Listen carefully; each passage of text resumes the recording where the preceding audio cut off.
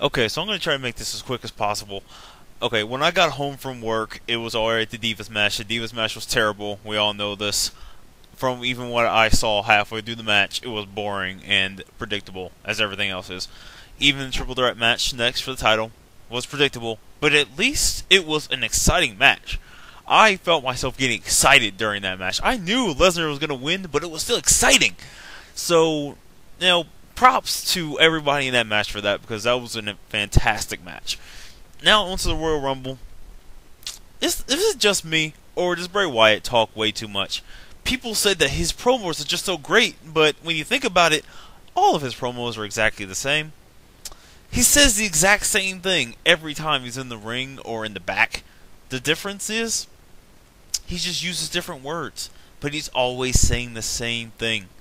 And you haven't realized that by now, then, well, I hope I didn't shatter that illusion for you. Continue to like Bray Wyatt as much as you want, but he's not going to be title scene for a long time. He's not ready. Okay, now Daniel Bryan came in at number 10, and, people were excited. And then Bray Wyatt actually eliminated him, and the fans were not happy about that. They were booing everyone up until Dean Ambrose came out. Although technically they also weren't booing for Damien Sandow, they were cheering for him, but he was only in the match for like 10 seconds. He got eliminated almost immediately. He got to have a few moves in, stir up the crowd a little bit, got eliminated, continuing to show why the WWE does not know what it has, because it continuously gets rid of everyone who they actually want to see win. Okay, so Dean Ambrose comes out, the crowd is finally happy again. Pretty much, even when Ziggler came out as number 30, they weren't even as behind him as they were Dean.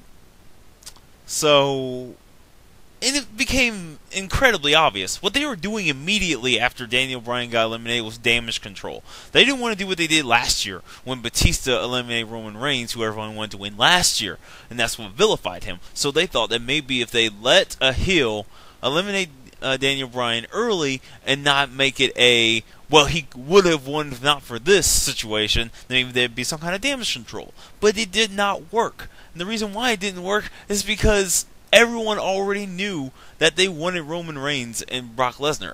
Everyone knows that already. Pretty obvious, right? Okay, so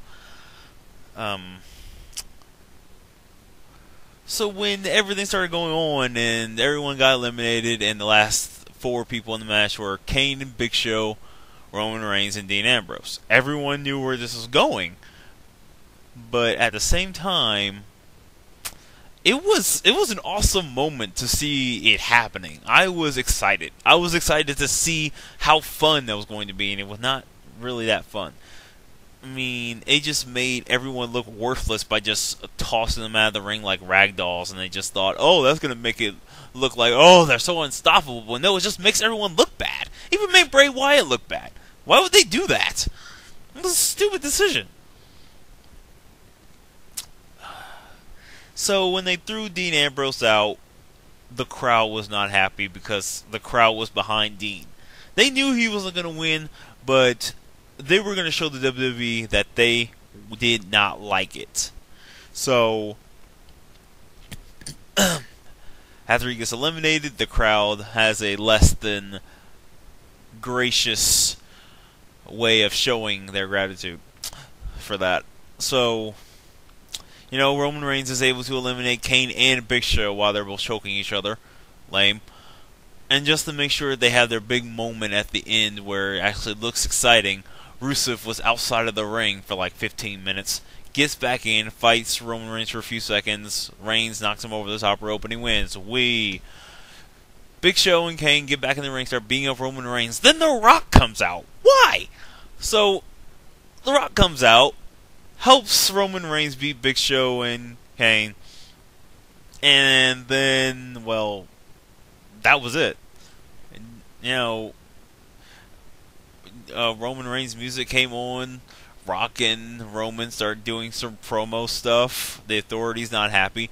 You see, the thing is that there was so much booing going on, you could barely hear Roman Reigns' music. But you know that when the promos come, they are going to make sure that they get the announcers' voices in. they're going to play some bullcrap crowd effects, and they're going to show the promo of Roman Reigns throwing his arms up in the air as if the crowd was cheering him, even though we all know that if you watch it live, they did not. This was not a bad idea. This idea was not dead upon arrival. But you see, the WWE has this thing for not giving people what they want when they want it. They have this thing for holding it back a year.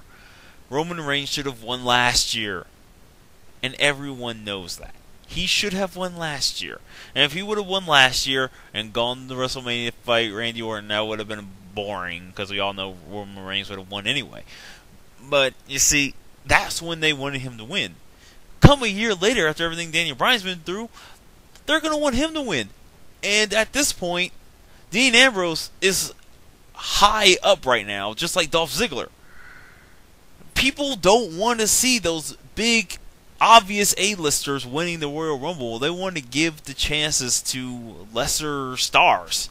So when things like that happen, people aren't happy. Roman Reigns was not Superman last year.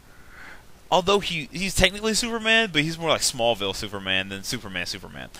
So people were still rooting for him. But when it became obvious that he was going to win this year, they didn't want to see it. So that's why they were booing. They were showing their discontent early. The second Roman Reigns came out at number 19, they booed. They showed the WWE, no, we don't want this. But obviously it was going to happen anyway. So that's pretty much what happened. They wanted to play damage control, it didn't work. Roman Reigns won, and they were booing him like crazy. When Roman Reigns did a move, they would boo. When Dean Ambrose did a move, they would cheer. It just showed you how much they don't want this. People like Roman Reigns, but they didn't want him to win. And because of this, the same thing that happened to Batista is going to happen to Roman Reigns, and he's still going to be a face, and there's going to be lots of booing. Brock Lesnar is going to go in as the people's face because the people don't want the match. Just like when Batista won the Royal Rumble, the very next night when Randy Orton came out, they were cheering Randy Orton, even though Batista was supposed to be the face. So that's just what's going to happen, and it's just pathetic. So next year, chances are we're going to play a similar game with someone else who they wanted to win last year, like Dean Ambrose and Dolph Ziggler. They're going to come close to winning. They're going to lose so they can have another big blockbuster match where they'll probably have something like John Cena versus Roman Reigns, because John Cena will be...